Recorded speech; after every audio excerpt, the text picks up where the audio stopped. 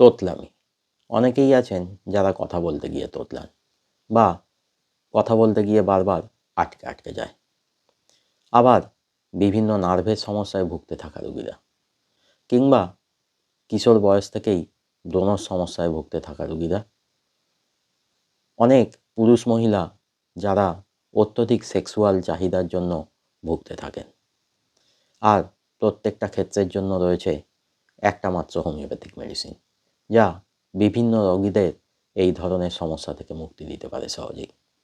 সেই মেডিসিনটা হলো কেলি বা পটাশিয়াম গ্রুপের অপরিহার্য মেডিসিন কেলিব্রোমেটাম বা কেলিব্রোম। তাই আমার আজকের আলোচনা এই হোমিওপ্যাথিক ওষুধ কেলিব্রোম নিয়ে। নমস্কার, আমি ডাক্তার বিপ্লব কুণ্ডু আপনাদেরকে আরও একবার স্বাগত জানাচ্ছি আমার চ্যানেল দৈনন্দিন জীবনে হোমিওপ্যাথির আর একটা সম্পূর্ণ নতুন ভিডিওতে। প্রথমেই জেনে নিন কেলিব্রোমের ক্যারেক্টারিস্টিক সিমটমস বা চারিত্রিক লক্ষণগুলো সম্পর্কে। প্রথম ক্যারেক্টারিস্টিক সিমটম, বাচ্চারা ঘুমের মধ্যে ভয় পায়, ভয়ের স্বপ্ন দেখে, ঘুমের মধ্যে চিৎকার করে কেঁদে ওঠে, ঘুমের মধ্যে চলাফেরা করে, আর এগুলো হয় প্রধানত কৃমির সমস্যার জন্য।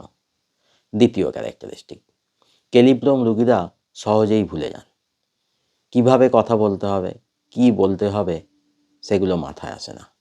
সঠিক সময়ে সঠিক শব্দ মাথায় আসে না, অন্যমনস্ক থাকেন। হতাশ প্রকৃতির হন কেলিব্রোম রোগীরা, খুব বেশি টেনশন অ্যাংজাইটিতে ভোগেন, আর তাই ভালো ঘুমও হয় না কেলিব্রোম রোগীদের। পরের ক্যারেক্টারিস্টিক, দুটো হাতই সবসময় কিছু না কিছু করে চলে, হাত দুটো সবসময় ব্যস্ত থাকে, এমনিতেও সব কিছুতেই ব্যস্ততা, একটুও চুপ করে বসে থাকতে পারে না। পরের ক্যারেক্টারিস্টিক, কেলিব্রোম রোগীদের শরীরে শীতবোধ হয় খুব বেশি। পরের ক্যারেক্টারিস্টিক, জল তেষ্টা থাকে খুব বেশি। পরের ক্যারেক্টারিস্টিক, কেলিব্রোম রোগীদের কষ্টগুলো বৃদ্ধি পায় ভোর 3টে নাগাদ, আর কষ্টগুলো কম থাকে যখন মানসিক ও শারীরিকভাবে কাজকর্মের মধ্যে থাকে। এবার বলবো কেলিব্রোমের কিছু পার্টিকুলার সিমটমস বা বিশেষ লক্ষণ সম্পর্কে। প্রথম, বিভিন্ন ধরনের নার্ভের সমস্যা, দুটো হাতেই ঝিনঝিনে ভাব থাকলে।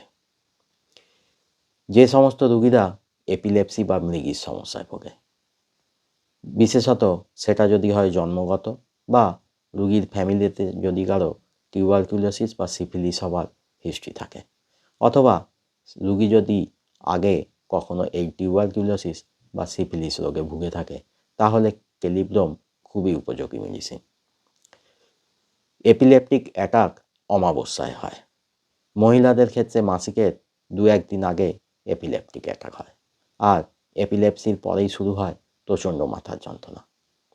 এছাড়া তোতলামির সমস্যার কথা তো ভিডিওর শুরুতেই বলেছি।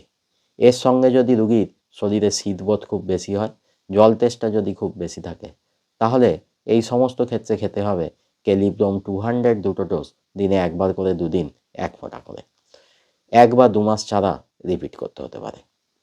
এরপর জ্বর, জ্বরের সঙ্গে যদি ঘুমের মধ্যে খুব বেশি ভয় পায়, চিৎকার করে কেঁদে ওঠে, বিশেষত যে সমস্ত বাচ্চারা কৃমির সমস্যায় ভুগছে, তাদেরকে খেতে হবে কেলিব্রোম 4টে ডোজ 6 ঘন্টা ছাড়া 1 ফোঁটা করে।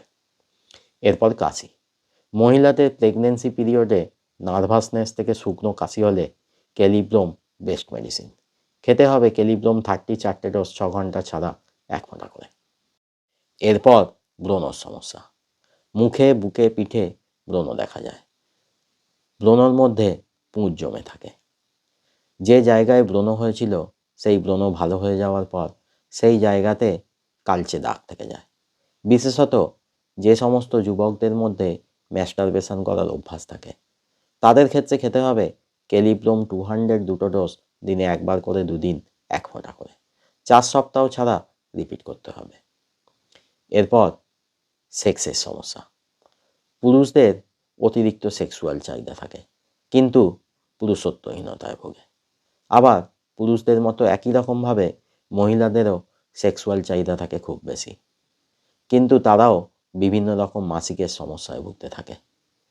এর সঙ্গে যদি শরীরে শীতবোধ খুব বেশি হয়, জল তেষ্টা খুব বেশি থাকে, অতিরিক্ত টেনশন অ্যাংজাইটিতে ভোগে, ভুলে যাবার প্রবণতা যদি খুব বেশি থাকে তাহলে খেতে হবে কেলিব্রোম 200 বা 1 mg দুটো ডোজ দিনে একবার করে 2 দিন 1 ফোঁটা করে 1 বা 2 মাস ছাড়া রিপিট করতে হতে পারে।